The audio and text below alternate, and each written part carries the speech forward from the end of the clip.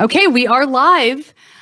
Welcome to everybody who is watching. I'm so glad to have you with me for this little bit of an unusual circumstances. Bear with us. This is the first time I've done something like this.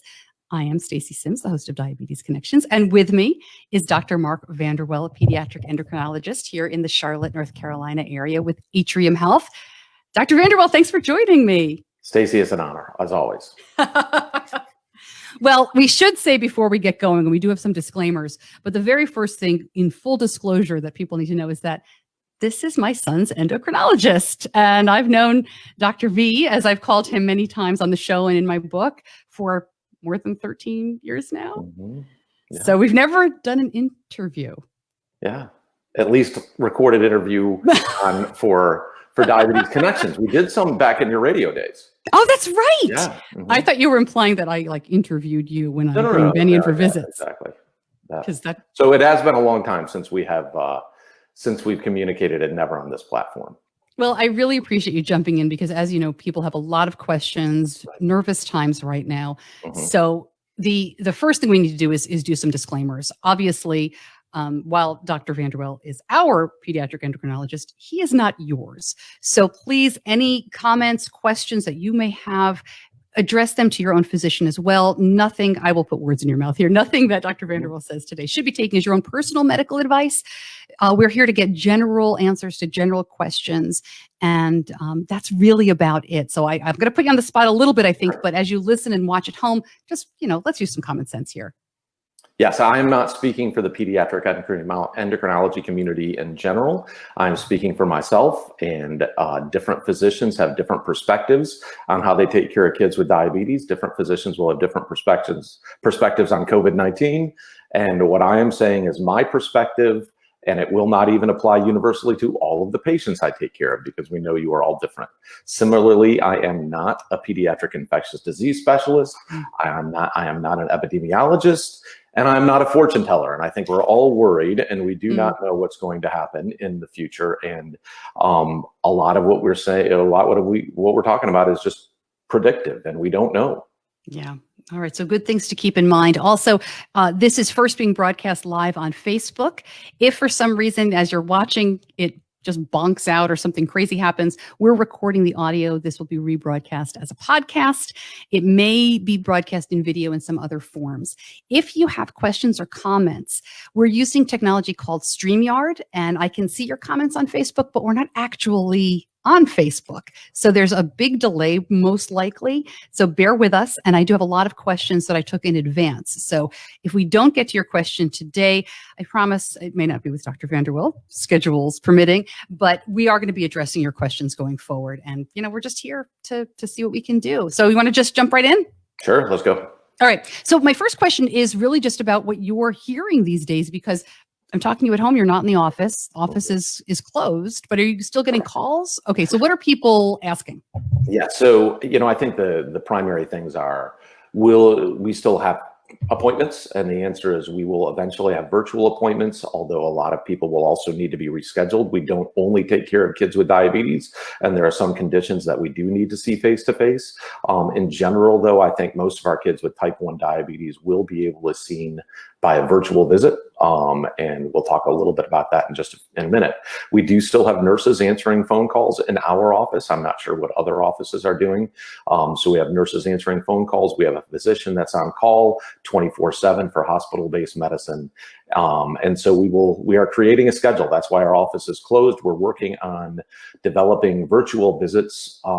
And we've never done this before. The platform that Atrium uses was originally designed for perhaps 5-6 pediatricians to use to handle only general pediatric calls. And now this platform is being spread out to be used by pediatric specialists, as well as general pediatricians. And I think more than 100 physicians and other providers are going to be on this platform. So we're still learning how to do it, and that's why we canceled appointments for a few weeks, but we will have virtual visits up and running hopefully by next week, Tuesday.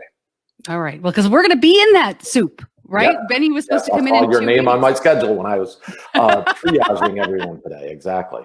Mm-hmm. All right. Well, I won't call your office and ask what you're doing with me. I will let them reach out to us. I assume that, yeah, when you're talking about virtual, and again, this is kind of specific to your office, Sure. and you may not even know yet. Do we on the other side have to do anything yet, or you'll reach we'll out? let you And know. We will, for our type 1 diabetes patients, likely have a medical assistant call you first, maybe on the day of the appointment, maybe beforehand, to review any changes in medications, any new allergies, the types of things they usually ask you while they were checking you back in. And then in preparation for the phone call with the physician, we are going to ask you to gather diabetes data for us, whether it's a pump download, a CGM download, a meter download, and that'll be the main thing that we as physicians will review. So we'll tell you, we'll try to talk through a little bit more about how to do that, although hopefully you all know how to do that, and the physician will hopefully, again, this is all new, we'll have access to all of that information online. if you're watching, you kind of saw me roll my eyes there. Dr. Vanderwel knows this, but it's a little embarrassing to admit. I never upload anything in advance. I've Tandem, please don't be mad at me. I think the only time I ever logged into T-Connect is to upgrade the pump. So, well, I think the thing is with Tandem, we will be able to get that data without advanced uploading. I don't want to commit 100%, but I think if your data is there, we should be able to access it. But we're going to learn that over the next 3 to 5 days. yeah, we'll all be learning it, I am sure. In terms of questions that people may have in between these appointments, one that came to mind this morning was, if I need refills, if I'm worried about supplies, are you?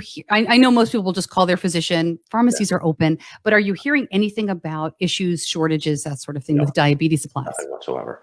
And I hope we don't. COVID-19 is going to affect people in every sector, and I hope we don't get to a stage where there's problems with pharmaceutical production. At this point, there is no anticipated problem with production of insulin, production of test strips, production of any other diabetes-related supplies. And so, no, I do not foresee that as a problem. I know there's the temptation to stockpile, and that's one of the things that we've seen in the general public, obviously with toilet paper, hand sanitizer, et cetera. And there's that desire, should I stockpile my insulin? Well, we can't commit insurance fraud. And so as physicians, I cannot write a prescription to your pharmacy saying suddenly that a child who used to use 20 units of insulin a day is all of a sudden requiring 200 units of insulin per day so that your insurance will cover additional insulin. I can't do that. That's illegal. And so we will be honest with the pharmacies. I'm not sure how you can get extra insulin just in case. That might be something better to work with your pharmacy in terms of what they will cover or what they will allow your insurance to cover. But I do not foresee a deficiency in any diabetes-related supplies. Okay. Let's jump in and talk about COVID-19 best that we can. Sure. One of the questions that seems to be coming up over and over again is, we've all seen in the early days of this, at least, the charts that came in from China and Italy saying, the comorbidities and diabetes. Sure. Do you know what that means? Because one of the questions was, is it all type 2? Is it, Right. So earlier this morning, I saw some data recently published in New England Journal of Medicine related to the children 10 and under. And the only fatality in the Chinese data that was published was a 10-month-old who had intussusception, which is basically when your intestines telescope on each other. And so the child was already previously ill because of that. And there were no other fatalities in that population under age 10. I do not have the data for other age groups stratified out, but that was what I saw in the New England Journal of Medicine earlier today. When the word diabetes is used, obviously that is a big word and often refers to both type 1 and type 2 diabetes. And so as far as I can tell from all the Chinese data, when it says diabetes, it's referring to the big group of both. And everyone's worried, am I at greater risk because I have type 1 diabetes? Or let's face it, type 2 diabetes. And the answer is, we do not think that people with type 1 or type 2 diabetes are at any greater risk of contracting COVID-19 than the general population. So there's no increased risk of picking up this virus as far as we know. Now, data changes every day. That's the caveat here. We are still learning, but at this point, there's no reason to think that people with diabetes type 1 or 2 are more likely to get COVID-19. Just like any virus, whether it's the flu, whether it's the cold, being sick when you have diabetes, makes taking care of diabetes more difficult. And we see that frequently during flu season, that when people are feeling sick and they may not be eating or drinking quite as well, they have the predisposition to go into diabetic ketoacidosis. And so my answer to how do people with type 1 diabetes or people who have children who have type 1 diabetes better take care of their children, either if they have been exposed to the virus or if they are already showing symptoms of a viral infection? And the answer is use your sick day protocol. And by sick day protocol, I mean check for ketones. Even if your child's blood sugar is 124, you can still get ketones if they are not eating or drinking very well. So remember, ketones are what happens when your muscles become desperate for energy. And usually with people with diabetes, that happens when you don't have enough insulin in your system to help your body take the sugar out of the bloodstream and get it into the muscle cell to be used for energy. But sometimes ketones can happen if you're just not eating or drinking very well. And so ketones can happen even with a blood sugar of 124 if your child has been sick, or if she is vomiting, or if he is not eating very well because he feels sick.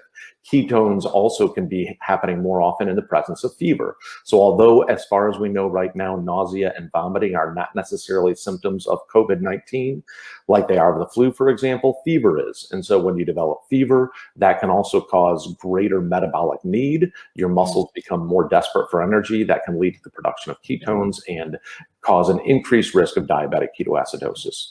So my summary is related to COVID-19 and diabetes. Your child is not at greater risk. Their immune system should still work just fine to fight off the virus. However, they are at greater risk for developing diabetic ketoacidosis in the context of a viral illness. Yeah. Couple of follow-up questions on that.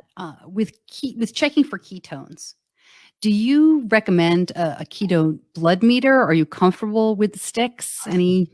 Yeah, I mean, most people check urine for ketones. A blood ketone meter can give you more up-to-date information. For example, that tells you what's in your blood. That's what's in your blood right now, whereas your urine is often saying, well, we made this urine an hour ago and it's been sitting in the bladder for an hour, so it's not as up-to-date as a blood glucometer or as a blood ketone meter is.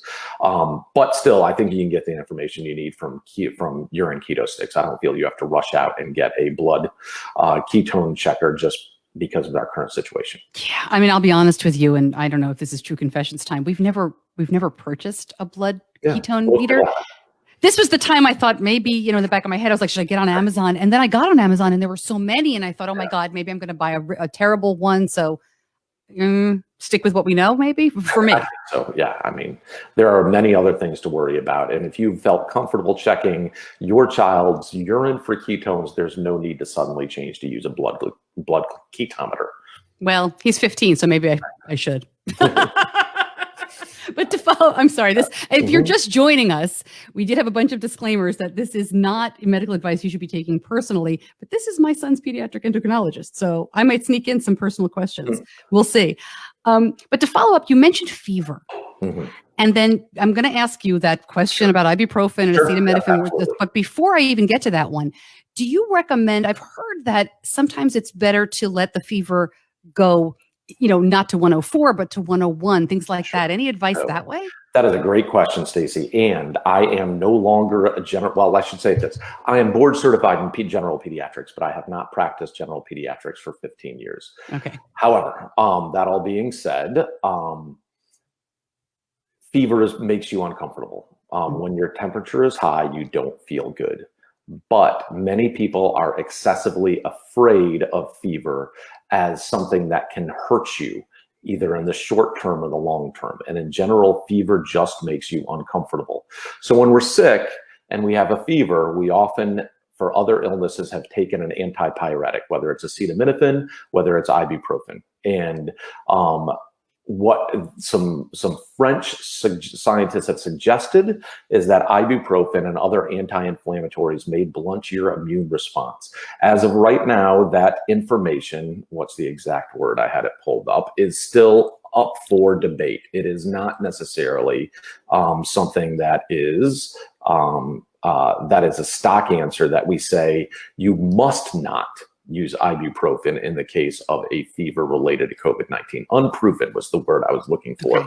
Unproven. So anyway, let's get the elephant out of the bag. What is killing people with COVID-19 is not fever. What is killing people with COVID-19 is respiratory distress and the inability to get breath in. And children with diabetes are at no greater risk for developing that than children who don't have diabetes. And so when it comes in terms of managing fever, yes, ibuprofen is a anti-inflammatory. Ibuprofen, at this point, we don't know if it's safe or not. My recommendation, though, is to say, we want to make sure you're drinking. We want to make sure you can keep fluids down. And if you are so uncomfortable that you can't drink or keep fluids down because of a high fever, then yes, we probably should treat the fever. And at first, maybe you treat with ibuprofen or with acetaminophen. But if all you have is ibuprofen and you're miserable, at this point, it's still unproven that ibuprofen will make COVID-19 worse or prevent you to impair your ability to fight it off. Okay. Well, and we'll continue to follow that, obviously. Yes, new information will keep coming out. As you said, it's unproven, but I mean, I can't lie. I take ibuprofen here and there. I immediately was like, no, because it's scary to hear that news. Yeah. And then I went and checked everything in the house. How much acetaminophen do we have? What else? Because acetaminophen is in so many cold medicines. Sure. So let me ask you that. People with type 1 and type 2, people with diabetes, let's just say that, who use a CGM, know that with Tylenol, acetaminophen, come warnings with Dexcom. Now, my understanding is Dexcom G6, you can take 1,000 milligrams of Tylenol safely. By safely, it means it's not going to burn out your sensor. It has nothing to do with that. Anything beyond the sensor we're talking about here. Is that what your understanding is? That's my understanding. And just for clarification, even in previous versions of Dexcom, if you're using G5, if you're using G4, acetaminophen does not prevent it from working. It just may mean the readings it gives you are not as accurate as they might be without acetaminophen in your system. But that's also my understanding for the Dexcom G6. All right. So I don't want to put words in your mouth, but my thinking would Stacey. Yes, here's I can't hear you all of a sudden. Dr. Stacey. Oh, no, really? Testing. For a dull moment, not only have we resumed recording, we hope, but we flipped sides. So at least on my computer, we flipped. Okay, so we were talking about, and I'm going to reiterate it because I don't even remember where we left off. If you're having issues with Tylenol, acetaminophen, and your Dexcom, just finger stick more. Agreed. Yeah. Okay. If you feel your Dexcom isn't accurate, whether you have acetaminophen on board or whether you don't have acetaminophen on board, poke your finger. All right. Which means that a lot of people need to make sure that not only do we have a meter and test strips, but that we have the batteries or that our stuff is plugged in. Because I know a lot of us are very reliant on CGM. Let's just put it that way. And I'm looking at my phone, not to be rude, but to look at the next few questions. So as you watch, sure, absolutely. That I know you know. Okay, fair enough. All right. That was more for these guys. But seriously, I'm curious too, with not knowing when many of us will see our children's endo next, or if we're adults are watching, are there things that we should be doing to check in between? I mean, I know that I'll give you an example. You always check Benny for, scar tissue. Right. And you look at his fingertips and all that. Exactly. Okay, so go for it. Tell us what we need to do in between visits. So lipohypertrophy is when you put your infusion site in the same place too often, or you give yourself insulin injections in the same place too often. And the downside of that is not only does it look funny, but it can prevent the insulin that you give yourself from getting into the bloodstream, and then it doesn't get from the bloodstream to the eventual target tissues of liver and muscle. So if you are thinking you're giving yourself a bolus, but you're giving it into an area of lipohypertrophy, then perhaps the insulin isn't doing what it needs to do, and that can obviously be dangerous and increase your risk of DKA. So yes, I do think that parents should be checking their child for lipohypertrophy in the same way that their endocrinologist probably does regularly. And the thing that I would probably say is the easiest way to do is just make sure it doesn't feel like a tricep. Flex your tricep right here, and you can feel a little bit of muscle tissue right there. And lipohypertrophy feels a lot like that. It feels kind of clumpy. It doesn't hurt the child, but it feels like, oh, it seems like there's a big clump of subcutaneous tissue here. you can even see lipohypertrophy a lot of times. And I might wind up doing that when I'm doing virtual visits, is just have the kid in the room and say, show me where you put your pump, and just look to make sure it's not looking clumpy. Now, I'm not going to do anything like make them show me their fanny or anything like that. But, their arms, their belly, that sort of stuff. Yeah, I might make them do that at the office visit. That makes a lot of sense, though. And another thing, and I was looking at my list of questions when we were talking about supplies. One of the interesting things is people seem to be posting quite a bit about not being able to get those little alcohol wipes. Yeah. Now, we haven't used those in a very long time. Don't laugh, but we use them religiously for years. Sure. Is that something people need to be concerned about? Should I be getting out the rubbing alcohol and checking? As a pediatric endocrinologist, I should say the standard line, yes, the proper protocol for either giving an insulin injection or putting a new infusion site in or putting a new Dexcom in or poking a finger is to wipe that area with alcohol first. That being said, you are probably not the only family I take care of, Stacey, where your child does not use rubbing alcohol or an alcohol swab every time. So yes, we want clean skin. We know that giving an injection or anything that punctures the skin without alcohol, there is a slightly increased risk of getting an infected site. There's bacteria everywhere. Obviously, there are viruses everywhere, but when we're thinking about using alcohol swabs, we're thinking about killing the bacteria on the skin or removing the bacteria from the skin so that you can give a cleaner injection or a cleaner infusion site or a cleaner Dexcom site, etc. So if you can't get alcohol swabs, you still need to give your child insulin, and you still need to figure out what her blood sugar is. So all in all, what's better, to give a shot with alcohol, to give a shot without alcohol swabs, or to give no shot at all? They go in that order. Best is with, second best is without, third best is no insulin at all, and that's not best. That's bad news. So that is very bad news. Mm-hmm. So, another thing that I have a whole bunch of questions here that I'm trying to figure out the right order to go in. When we're talking about these in-between visits for a long time, and again, I know that you may be limited as what you can say, because we are talking in official capacity. So some of this is on, I don't say on the record, off the record, but you'll understand. So there are a lot of people who are very comfortable adjusting pump settings. Sure. But there are a lot of people who aren't. Yeah. What's your advice for a family? And this was a question that came up in our group. I'll say Michelle asked this. How do you advise or empower newer diagnosed parents on taking pump settings into their own hands? Are there ways to tell when something is a basal issue or a carb issue? Yeah. So first of all, I'm speaking for myself. I'm not speaking for every pediatric endocrinologist out there. I feel comfortable with my patients adjusting insulin settings without my permission. You do not need my permission to adjust your pump settings or your insulin doses. However, other pediatric endocrinologists may feel differently, and I'm not speaking for all of us. In general, if your basal rate needs adjustment, that means that your child has been going a long time without eating, and her blood sugar either goes up or her blood sugar goes down in the absence of all other factors. Best time is overnight. So if your kid's waking up with a high blood sugar in the morning or higher than it was when he went to bed, that probably means he needs more basal. If he's waking up with a lower blood sugar than it was when he went to bed in the absence of a correction dose at nighttime, then chances are he needs less basal insulin. And kind of the same thing goes for carb coverage. If you notice every time after a meal, and I'm not talking about just that postprandial spike on a Dexcom, because that is related not to the insulin quantity, but to the timing of the insulin absorption.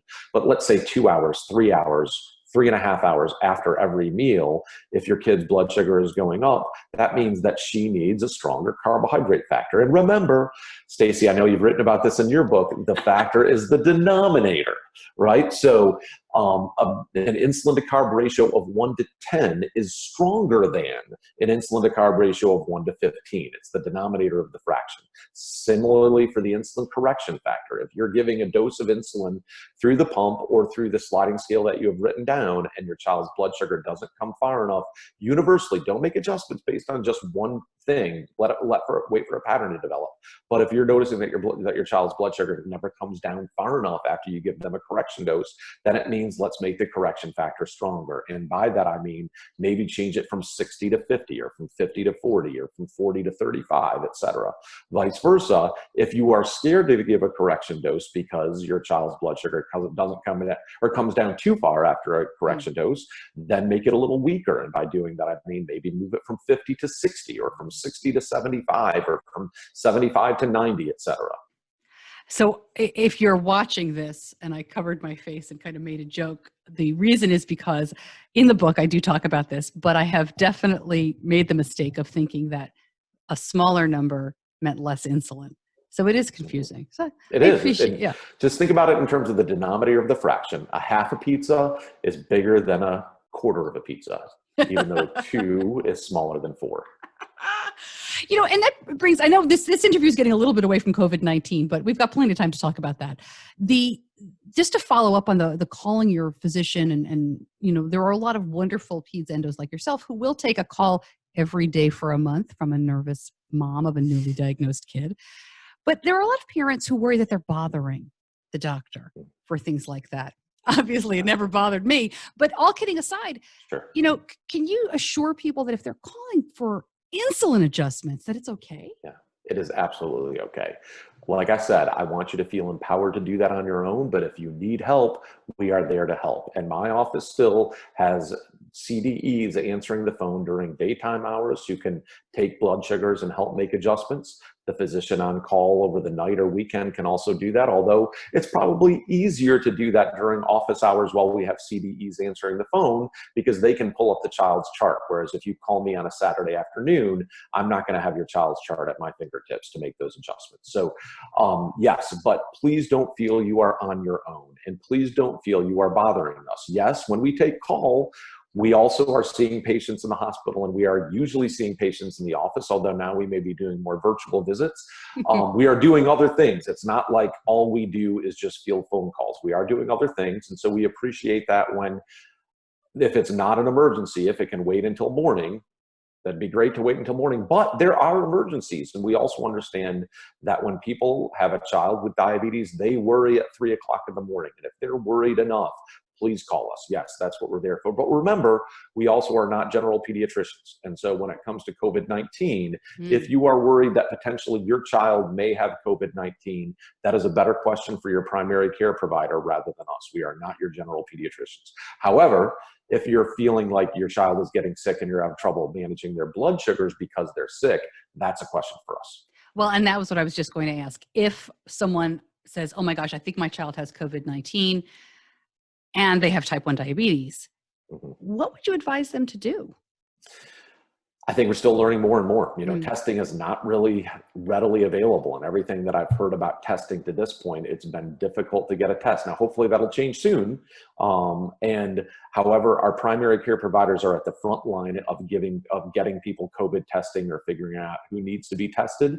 So I would defer that question to your primary care office because they will have the most up-to-date answers about whether you should simply we should all be quarantining ourselves, right? We should all be practicing social isolation, but especially if you have any suspicion that you or your child has COVID-19, you need to stay in your house and you do not need to expose any other people to this. So in that situation though, whether do you bring your kid for a COVID-19 test or do you just try to isolate them and pray that they get better? And again, they should. I mean, kids with type 1 diabetes are not at greater risk for developing COVID-19 or having the respiratory complications. It just makes them more likely to get ketones. So anyway, if your kid's healthy enough to just stay at home and continue that quarantine, right now, that's probably what we're recommending, although things may change anytime. And I guess you've answered this, but I'm going to ask it again just in a different way. To be perfectly clear, the evidence as we are speaking right now would say that if a child comes down with COVID-19, has type 1 diabetes, there is nothing different to be done at home. Just differently from a diabetes management perspective, make sure they're hydrated, check for ketones if they're acting sick, even if their blood sugar seems fine. Follow your sick day protocol. But yes, nothing different compared to your other children who might not have type 1 diabetes. Okay. Something else I wanted to ask. Gosh, I should have closed the blinds. Woo. It's getting hot in here. One of the things I meant to ask when you talked about the time in between visits, because I had a lot of questions on this in our Facebook group. People who are saying, like me, Benny's appointment was supposed to be in 2 weeks. We'll do a virtual visit, but I assume we're not going to get that A1C that we usually get quarterly. Yeah, you're right. Do you look, we have a CGM, so I can see what it probably is, but do you ever recommend a home A1C test? Okay. You and I have wait a minute. A1Cs. Yes, yes. So again, I'm not speaking for every pediatric endocrinologist out there, but people definitely overrate the importance of an A1C. And so many people come into my office on pins and needles because they're so nervous about what that number is going to be. And as we've said before, you've heard me say it. And I think that's one of the reasons you and I get along so well, is because we have a similar perspective and everyone has different perspectives. But my perspective is the A1C is just a number. And it's right now the best number we can get in a 6-minute turnaround test to tell us to summarize blood sugars. But it's just that, it's just a number. And as we have more CGM data available, I think we're going to learn that time and range may be an even better predictor of avoidance of long-term complications, because that's what we're talking about, right? We're talking about not necessarily trying to get your kid's A1C to be less than X. We are talking about trying to help your child be as healthy as she can be when she is 85 or 90 years old, right? And so it's not about the A1C. There are plenty of kids I take care of where I'm worried this kid's having way too many low blood sugars. It's affecting their lifestyle. And I'd be much happier if their A1C jumped up a half point or a full point if they had fewer low blood sugars. So my perspective on A1C may be different than many of my colleagues. I don't think it's worth it for you to check an A1C in the middle of or in between office visits, especially if you have the capability of looking at a continuous glucose monitoring system that can tell you time and range. Is the home A1C test even accurate? I've always wondered about that. I mean, I think so. I have not seen, I'm sure there are studies out there comparing the home A1C test to a serum drawn, that means coming from your arm type of A1C test versus a finger poke A1C test, which we do in our office. I honestly have not looked at those studies, so I can't answer your question. But my guess is yes, it's probably pretty close. Okay. So I have another one. All these people in my group know you very well. And the question, I've lost the question. Where did I put it? Here it is. Okay. So it's a two-parter. The first part is all about technology. Have you mentioned time and range? You mentioned CGMs. Advice for parents. This is a question who says, are we overly reliant on technology, or is that a thing? Does she need to worry about being isolated if something doesn't work? Yeah. Are you concerned about that? You use what you have. I mean, we didn't have Dexcoms when Benny was first diagnosed. Yeah. We didn't have insulin pumps when I was, they were out there, but they were not commonly used when I was a resident. When my senior partner, Dr. Parker, was doing his medical school, they didn't even have finger stick blood sugars, right? And so diabetes management is changing. And we are relying on technology, but the technology has been good and it's helped make diabetes easier, not a cure, but a little easier, unless you become a slave to that technology. And you can definitely overreact to the readings on a Dexcom. I know plenty of people who will not put their phone away because they always want to know at every second what their child's blood sugar is, and that's not healthy either. So, I don't know what you're talking about. I'm only half kidding, but yeah, no, it really can be a problem. I think the bottom line for that too is if, as you're listening, you think, gosh, I don't even know where our meter is, or do I have test strips? That's the kind of thing that you'll definitely want to check out. You do need to have you need to have a meter. Even when your child wears a Dexcom or a Libre or a Medtronic CGM, you will need a backup way to check blood sugar. So yes, please have a meter and strips and lancets. That's the finger poker available. Lancets. We all have 5,000 of those. Yes. And then her last question was, do bow ties help you in your practice? Or is that a fashion choice only? My grandfather always wore bow ties. You actually might be able to see him right over here. Grandpa Dupree, right over there over my shoulder, always wore bow ties. And so I got that from him. Someone said I looked smarter when I wore a bow tie. And I was like, great. I like looking smart, even though but to be honest, yes, especially in this age of viral transmission, you're probably not going to see me wear a tie when we do a virtual visit, and you may not see me wear a tie as much in the office in the near future. The reason that many of the pediatricians through Boston Children's Hospital and other of the older pediatricians wore bow ties rather than long straight ties is because there's less germs from this than there are from something dangling. And so I will, for virtual visits, I almost certainly will not have a bow tie on. And for visits in the office, I probably won't either, just to have one less thing around me that can collect germs. Was your grandfather in the medical field, or you just? No, a furniture industry. So, yeah. All right. So before I let you go, because this is the first time I've ever had you on the podcast, hopefully not the last, but it was in the interest of kind of feeling a little strange about, that kind of relationship. My son's endocrinologist and that sort of thing. But now this has been great. I'm curious, you've been in practice for, you said 15 years? I finished my fellowship in 2005. So this will be my 15th year as of July 1, or the end of my 15th year. Yeah. Yeah. We caught you right at the beginning. Right. Exactly. You were one of not my very first, but one of my first patients. I didn't realize that. But yeah.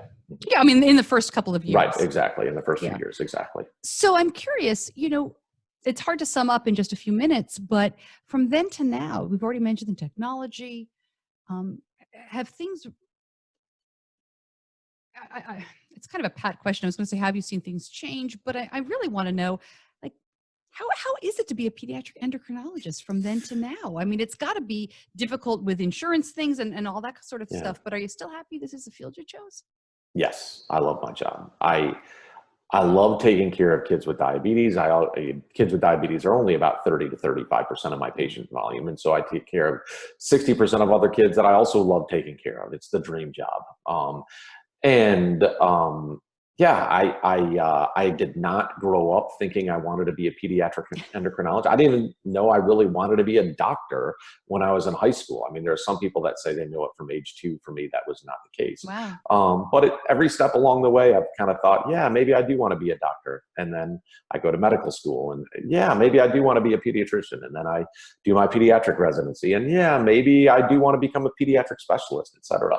So each step has kind of led me along the way, and it's been a great choice. I love taking care of your son as well as all the other kids that I take care of. It's a dream job, except for the paperwork. So, all right. So I'll check in with you again if I can during this time. Who knows how long we're going to be at home? You guys doing okay? You have children of your own? Everybody? I do. Everyone's healthy. I'm worried. I mean, not about my kids, not necessarily about my health. I'm in one of those middle age brackets, right? But I'm worried about my parents, my grandparents who are still alive. I'm worried about the economy of not only our country but the world. I'm worried about the financial well-being of my patients. Even though you can kind of get the sense I'm not really all that worried about the health of my patients with COVID-19, as long as they're following sick day protocols. But that doesn't mean go out and get exposed, because obviously we need to contain this virus, and I am worried about our world. But I'm not necessarily worried about the children that I take care of related to COVID-19. I just don't want them spreading this germs to their grandparents. Yeah, I think you're absolutely right on that. Well, we will leave it there, and hopefully we can check back in, and I will see you for a virtual visit. Yes. I'm sure I'll be hearing from your office. Yes, we will not be taping that. But I do appreciate it. Thank you so much. Yes, thanks for getting the word out, Stacey. Remember, wash your hands, stay inside, socially distance yourselves. But don't forget to call your parents, call the people you love, and continue to interact in a different way. You got it. Thanks, Mark. All right. Bye. Bye.